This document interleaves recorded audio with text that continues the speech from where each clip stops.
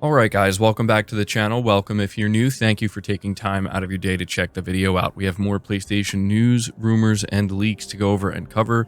And we're starting here with Sony confirming what they're going to be bringing to Tokyo Game Show 2025. Now it's worth noting before we go over that we recently got confirmation from insider Jeff Grubb that the next proper Sony show, whether it's a showcase or a state of play, is going to be happening at the end of September, and that is in proximity to Tokyo Game Show. So Sony says they are going to be bringing playable PS5 demos for Ghost of Yotei to next month's Tokyo Game Show as part of the preliminary lineup for the event. Marvel Tokon Fighting Souls will also be there, along with live-streamed events and special fan giveaways.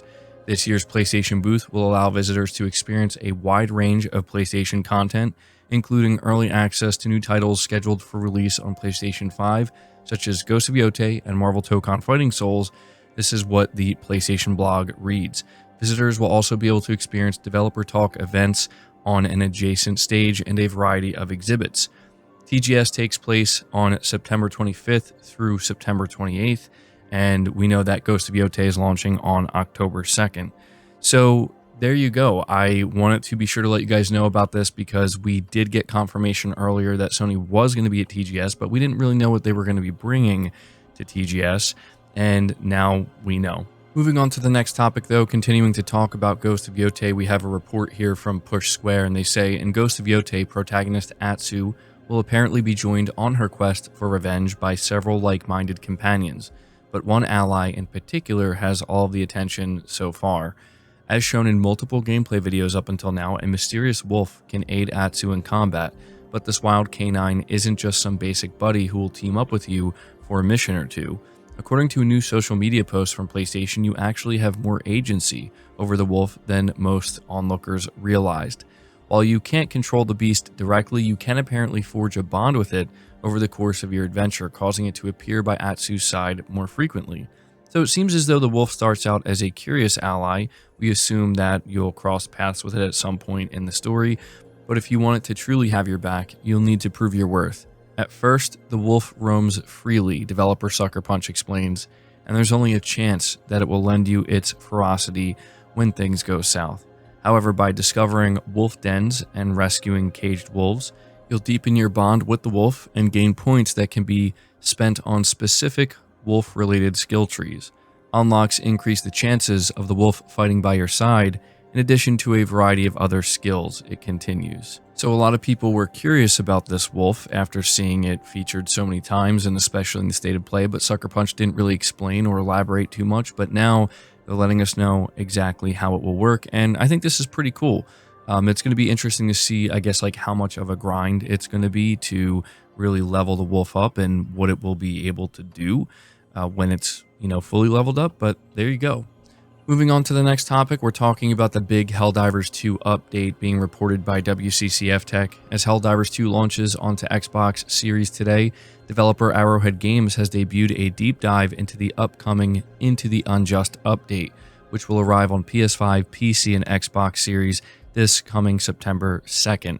This new update doesn't just add new worlds for players to liberate, it adds a new flavor to the Helldivers 2 experience, sending players deep into the caves of these hive worlds where the Terminid enemy originates, where you'll be without the help of your super destroyer.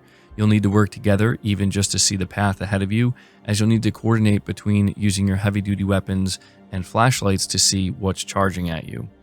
You'll have two new main missions to complete on these hive worlds. One is above ground and has you defending an oil rig that is mining oil on these Terminid planets for Super Earth to use on its mission to liberate the universe. The other is what you have going on underground, where you try to move through the maze of caves and find the hive lung and destroy it. Of course, with new planets to explore, you'll face new challenges with new mole-type enemies that burrow into the ground and try to catch you off guard when they try to pop up below you, and new dragon bugs. No, really, they're dragon bugs. They're called the dragon roach that spews acidic bile from above you. Arrowhead even teases a larger subterranean bug that they don't exactly show, but a short clip at the end of the deep dive makes them look like giant worms. So this is a really significant update coming to Helldivers 2, and yeah, with the launch on Xbox, at least when it comes to the uptick in player count on Steam, it shot all the way up to, I think, around like 165,000 concurrent players last night. So players are definitely excited that more people are going to be playing the game now, and they're clearly excited for the new updates as well. I think Sony and Arrowhead have been doing a very good job with Helldivers 2 and keeping it relevant and, you know, keeping it, I guess you could say, on a good path when it comes to updates and really just kind of listening to the player feedback. So there you go. Let me know if you're going back to Helldivers 2. Moving on from that, we're talking about another job listing at Santa Monica Studio that I think is worth going over just for a moment here, because we did hear not that long ago from reliable insider Jason Schreier that Santa Monica's new game that they've been working on, specifically Cory Barlog's new game, is not a new IP, but he says it's going to feel like a new IP.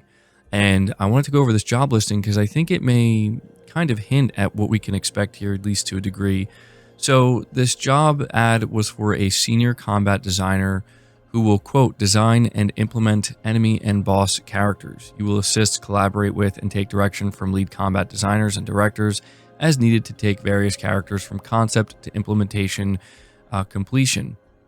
But where things get more interesting is it says here, quote, you will need in-depth experience with combat systems, mechanics, and enemies in one or more third-person melee action RPGs. So obviously this aligns with what you would expect from Santa Monica, what we've seen with previous God of War games. But where it gets even more interesting is they say preferred experience requires that you are fluent with the combat design choices, systems, mechanics, and enemies in God of War 2018 and God of War Ragnarok specifically. So the reason why I thought this was worth mentioning is because when you take this job listing and you kind of pair it with what Jason Schreier said recently, I think we are seeing more evidence, and this is just my speculation, that we are looking at a new God of War game or a game set in the God of War series that's going to feature Atreus as the protagonist. That's my read on this when you combine these two things, because everything they're saying here certainly makes it sound like they're making another God of War. And then when you, again, look at what Jason said, where he says it's not a new IP, but it's going to feel like a new IP, I feel like all signs are pointing to exactly what I just said, right? A standalone Atreus game, or a game in the God of War series where Atreus is the main character. But let me know your thoughts on that. We're going to move on to the next topic here, which is an article from WCCF Tech that says the best console to play Gears of War on in 2025 is a PlayStation. Today, August 26th, well, it was actually yesterday, a PlayStation game released on Xbox and an Xbox game released on PlayStation. A topsy-turvy concept if you're talking to anyone who plays video games in 2006. But in 2025, we're getting more and more used to it. Gears of War Reloaded arrived on all current-gen platforms, including PS5 and PS5 Pro, and Digital Foundry's analysis of the game across all platforms confirms what players might have been able to guess leading up to its launch. As of today, the best way to play Gears of War on console is to play it on a PlayStation, specifically the PS5 Pro, which offers the best combination of performance and visuals on day one.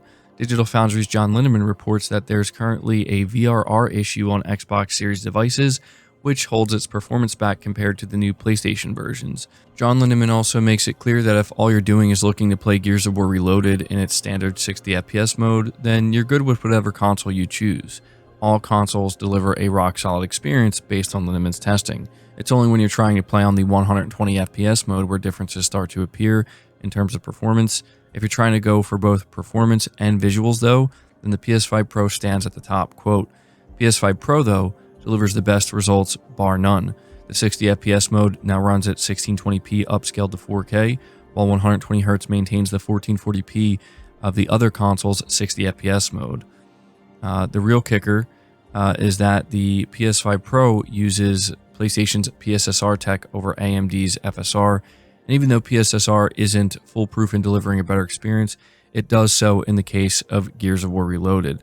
It's the case where this combination of a slightly higher pixel count in addition to PSSR produces a significantly better overall image on the PS5 Pro, making it easily the best of the bunch when talking about consoles. It should be noted that Linneman continues to say that the PC version can, of course, be pushed for the best experience overall, which, I think goes without saying. But yeah, just a bizarre outcome, right? Like, you wouldn't think that at any point in time we would see something like Gears of War coming to PlayStation, let alone PlayStation having the best console version. It's really crazy to see how things have turned out. I don't think it's like that big of a deal ultimately. It's just cool to see in general. But yeah, man, what a strange turn of events. Moving on to the next topic, though, talking about the PS5 Pro, we are getting confirmation that some upcoming Capcom games are going to be taking full advantage of the PS5 Pro. Being reported by PlayStation Universe, they say Digital Foundry have revealed that Resident Evil Requiem and Pragmata will run at a solid 60 FPS with full ray tracing features on the PS5 Pro. Both games are powered by the RE engine, which has been responsible for Capcom's biggest titles since the release of 2017's Resident Evil 7.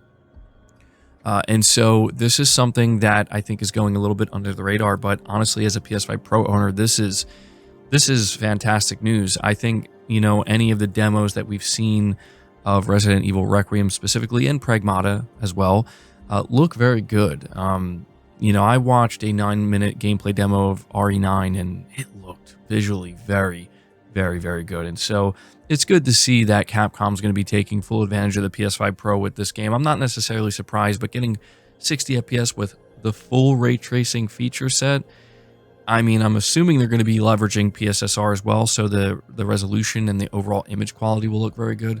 You'll love to see it. So good on Capcom here. Moving on to the next topic, though, we have some good news for refunds on the PlayStation Store. We don't usually get news on this front, but some of you will certainly be happy to hear this. Being reported by Push Square, if you've ever tried to get a refund for the PlayStation Store or a PlayStation Store purchase, you'll know that the process is quite painful. Fortunately, Sony's finally done something about it, as the method by which you can ask for your money back has been streamlined. While you're logged into your PSN account on the PlayStation app for smart devices or on the PlayStation Store website, you can now simply hit a button while viewing your past purchases to ask for a refund. Here's the process. Log into your PSN account, click your avatar, then account settings. Click transaction history, find an eligible purchase you wish to have refunded, click it, then click request refund. On the app, it's very similar. While logged in, tap the menu button and select transaction history, choose a purchase, and hit request refund. This is a much simpler way for asking PlayStation for your money back on the PlayStation Store. It was previously a much messier procedure. While this is good news, it should be noted that the PS Store refunds policy is still no less strict than it was prior. In a nutshell, you can get refunded if your purchase was made within 14 days of the refund request. You haven't downloaded or streamed the item. If it has been downloaded or streamed, the item needs to be faulty. It has to have something wrong with it. So they have a full policy that covers much more than that. But yeah, generally speaking, the idea is if you buy the game digitally and you didn't download it or play it, I think in some cases if you download it but don't play it, you can still get a refund. But yeah, either way though, this is nice. This is a step in the right direction. There's no denying that trying to request a refund on PlayStation is just, almost a nightmare experience in most cases. So the fact that they streamlined it and made it much easier, I think, will go a long way for a lot of people. But guys, that's going to do it for the video. I hope you enjoyed it. I hope you found it informative. If you did, be sure to leave it a like, subscribe to the channel if you're new, hit the bell notification icon, and feel free to share this video out on top of all that. But until next time, guys, take care.